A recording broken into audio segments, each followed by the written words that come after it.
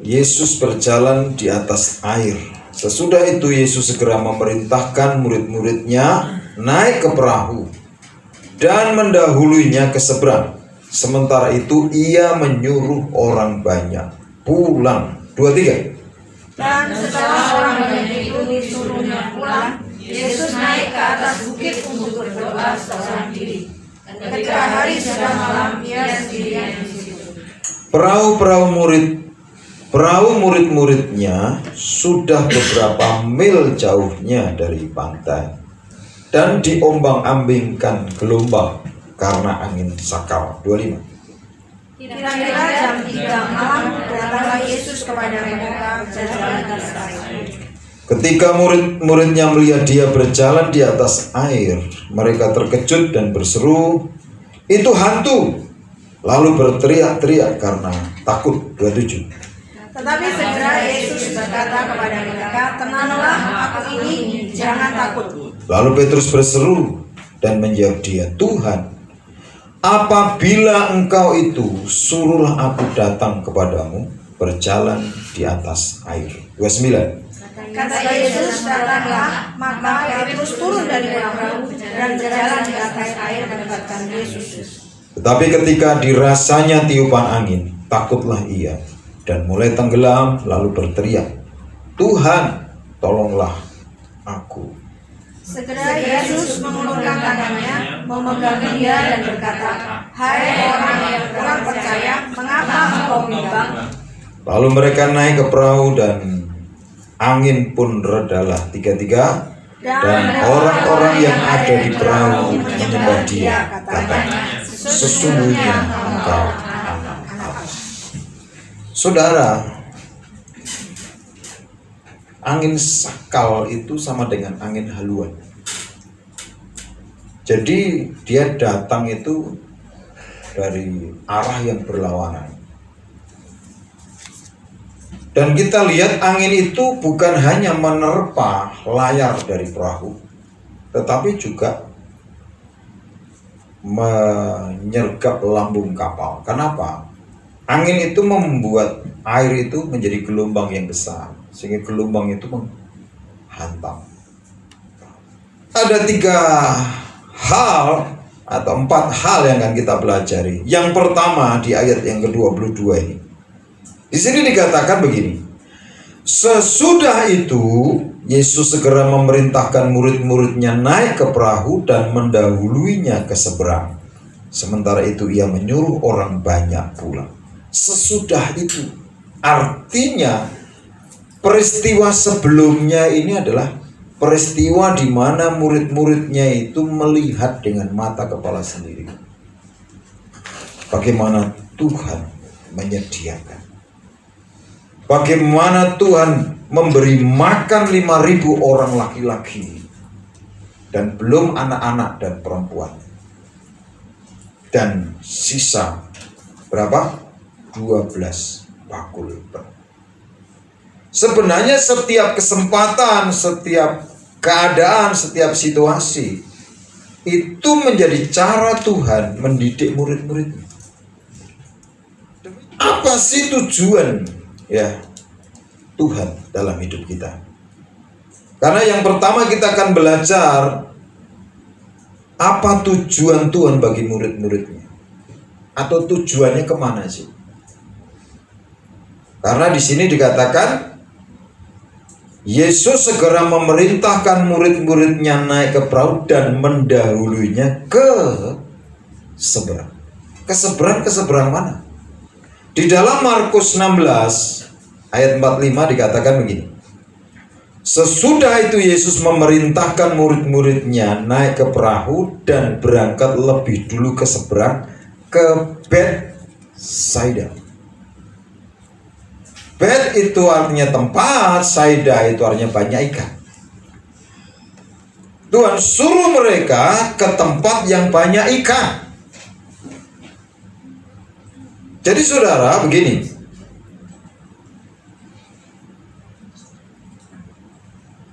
saudara ini punya tujuan. Tuhan punya tujuan. Hari ini saudara bisa introspeksi, bisa cek. Saudara itu hidup dalam tujuan Tuhan atau hidup ngikuti maunya saudara sendiri? Nah, mari kita lihat di sini, Betsaida. Dari Alkitab, dari Kejadian sampai Kitab Wahyu, tujuan Tuhan itu adalah Betsaida buat anak-anaknya. Dengan berbagai bahasa. Contoh, ketika Tuhan berbicara kepada orang-orang Israel buangan dalam Yeremia 29 Yeremia 29 ayat 11. Di situ dikatakan, aku mengetahui rancangan-rancangan apa yang ada padaku mengenai kamu, yaitu rancangan rancangan damai sejahtera dan bukan rancangan kecelakaan, untuk memberi kepada hari depan yang penuh harapan. Betsaida. Yesus berkata di dalam Yohanes pasal 10 ayat 10b dikatakan, aku datang supaya mereka hidup dan hidup dalam segala kelimpahan. Kenapa banyak orang itu tidak mau mengikuti tujuannya Tuhan? Tetapi saudara dikasih Tuhan, kita melihat dari sini tujuan Tuhan buat murid-muridnya adalah Betsaida. Tapi bukan berarti kalau orang itu mengikuti tujuannya Tuhan, bukan berarti tidak ada tantangan. Banyak orang berpikir kalau sudah melayani, sudah ikut Tuhan, tidak ada masalah. Oh, justru banyak masalah. Karena apa? Masalah itu untuk menguji apakah seseorang itu imannya murni atau tidak, motivasinya benar atau tidak, pengharapannya kepada Kristus atau kepada manusia. Itu diuji. Masalah itu menguji hati. Makanya kita kembali dalam Matius pasal 14 ini, Tuhan memerintahkan murid-muridnya naik ke perahu, mendahulunya ke Betsaida. Tuhan kasih kamu jalan ke Betsaida. Tuhan sudah menetapkan kamu tujuannya ke Betsaida. Nah, ini sudah banyak orang ya tujuannya ke Betsaida, tapi justru akhirnya ke Betesda. Betesda itu rumah kesembuhan. Nah, gini. Jadi saudara, poin yang pertama yang kita belajar bahwa Tuhan punya tujuan, yaitu Betsaida. Yang kedua saudara, kita lihat di ayat 24 sampai dengan ayat berikutnya ini. Kita belajar bagaimana respon para murid terhadap masalah yang dihadapi akibat angin sakral. Respon. Dikatakan begini, para murid-muridnya sudah beberapa mil jauhnya dari pantai dan diombang-ambingkan gelombang karena angin sakral. Jadi gelombang itu, air itu ya menjadi gelombang yang menghantam lambung ya kapal itu, perahu itu karena angin sakral. Sudah. Murid-muridnya itu ketika ini kita lihat bagaimana Tuhan itu bertanggung jawab. Dia datang di jam 3 malam, saudara. Banyak orang itu nggak sabar ya. Tuhan tuh pasti datang, saudara. Makanya kalau saudara punya masalah ini, Tuhan tuh pasti datang akan menolong. Di sini dikatakan kira-kira jam 3 malam datanglah Yesus kepada mereka berjalan di atas air. Bagaimana respon murid-muridnya? Mereka salah paham. Mereka tidak melihat itu Tuhan, tapi yang dia katakan apa? Itu hantu.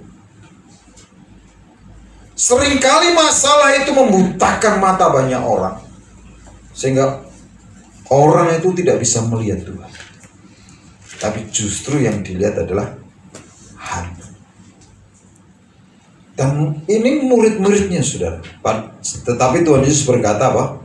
Tenanglah, aku ini, jangan takut. Berapa banyak kisah dari Kejadian sampai Wahyu ini 360 kali lebih Tuhan berkata jangan takut. Tapi banyak orang memilih takut. Tuhan tidak pernah mengajarkan orang percaya itu takut. Kalau saudara takut, saudara belajar dari mana? Saya tahu saudara belajar dari setan, saudara. Setan itu menciptakan dalam pikiran kita ini menakut-nakuti. Memang beda antara fakta dengan kebenaran, tapi tidak semua fakta itu kebenaran. Dari sekian banyak murid Tuhan, seorang yang bernama Petrus, di dalam masalah itu dia berani mengambil satu sikap. Dia berkata, Tuhan, apabila Engkau suruh aku datang kepadamu berjalan di atas air, kata Yesus, datanglah. Jadi Tuhan tidak pernah mengajarkan kepada muridnya itu untuk melarikan diri dari masalah, tapi justru mendatangi masalah. Dia tidak mengajarkan untuk sembunyi dari masalah, tapi Tuhan berkata, datanglah. Masalahnya di mana sih? Masalahnya air itu bergelombang. Masalahnya itu di luar perahu. Maka Tuhan berkata, keluar dari perahu. Dia berkata apa? Datanglah. Maka Petrus turun dari perahu dan berjalan di atas air mendapatkan Yesus. Seandainya Petrus itu tidak ada masalah angin sakal, dia seumur hidupnya tidak pernah punya pengalaman berjalan di atas air.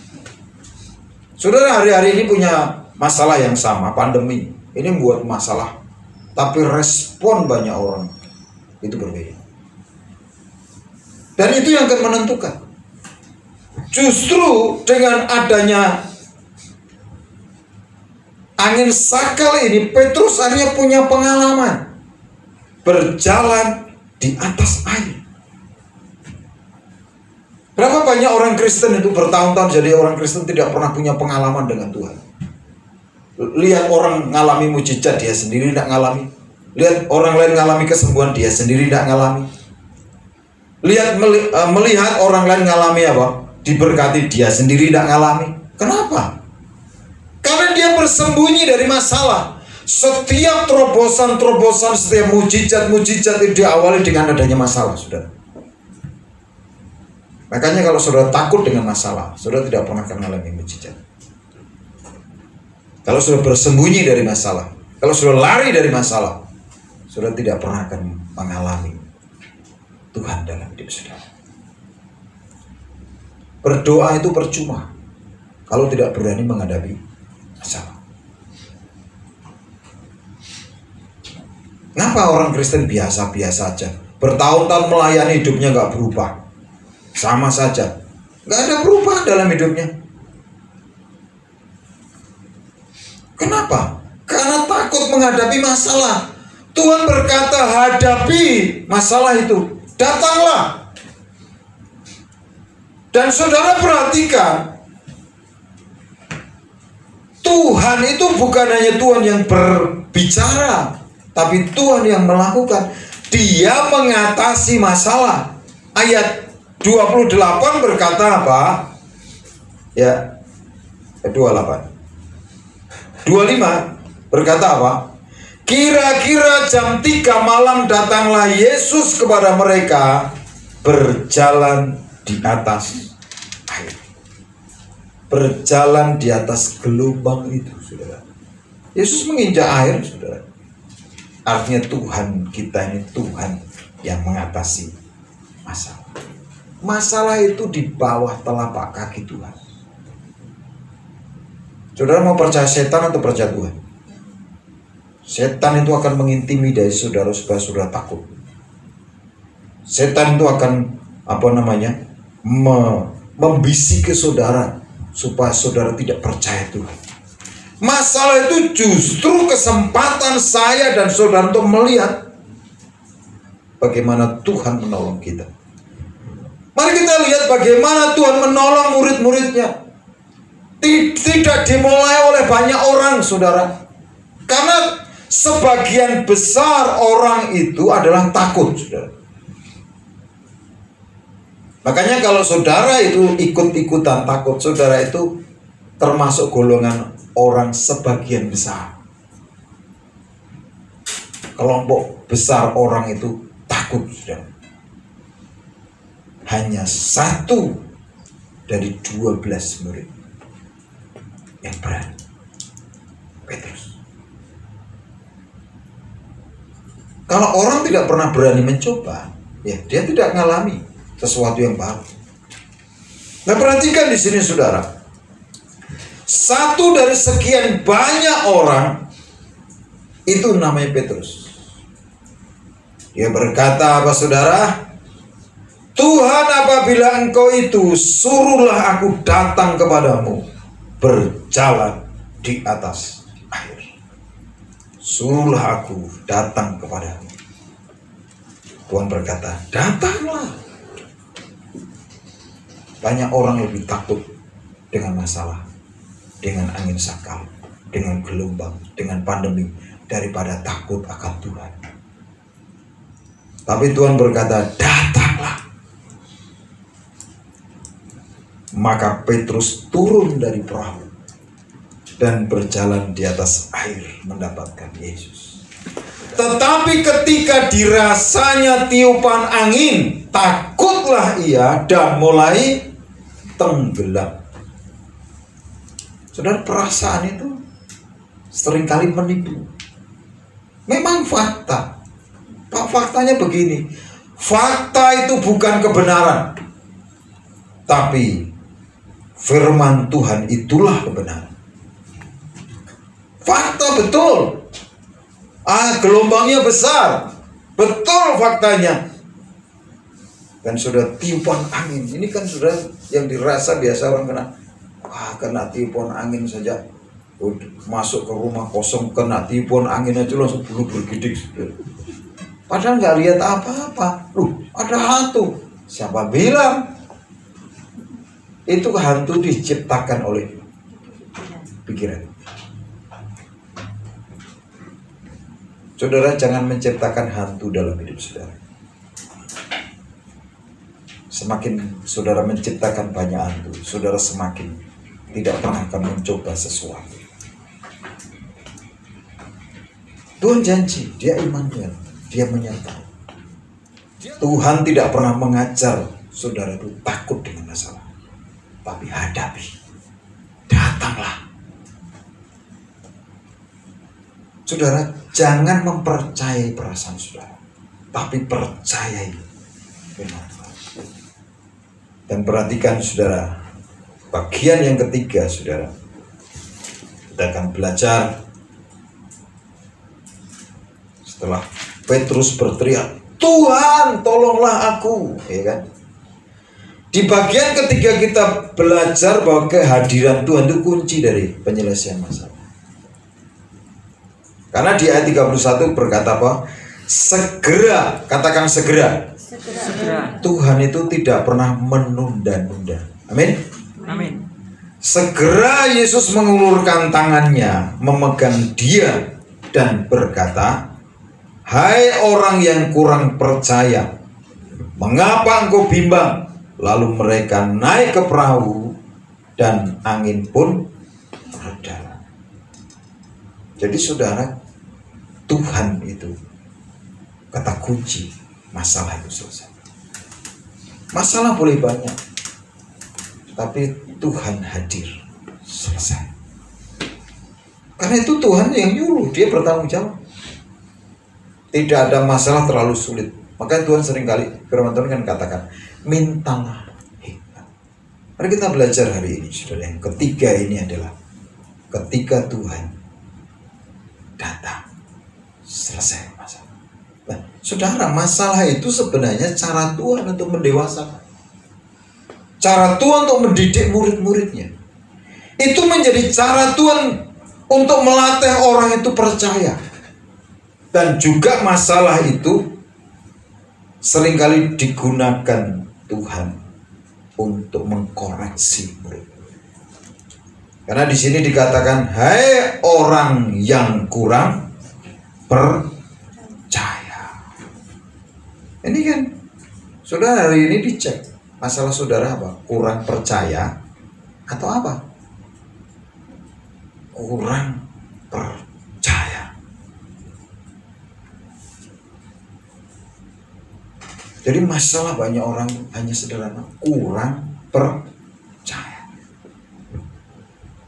Hidup setiap hari masih masalah. Sekarang menyelesaikan masalah gampang. Kalau percaya, dimanapun saudara, kalau Tuhan bersama dengan saudara, masalah satu gunung mesti selesai. Tuhan kasih hikmat.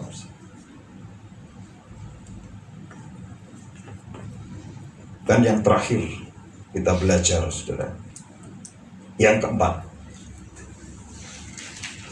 dari kisah ini kita belajar persoalan yang direspon dengan benar membawa murid-muridnya apa? Mengenal Dia dan menyembah. Makanya penyembahan itu hanya bisa dilakukan oleh orang yang kenal Tuhan. Latih dirimu beribadah. Karena latihan jasmani itu apa? Terbatas gunanya. Tapi ibadah itu apa? Mendatangkan apa? Mengandung janji dan kepada hidup yang kekal. Ibadah, banyak orang tidak melatih ibadah. Ini saudara pengenalan. Makanya saudara,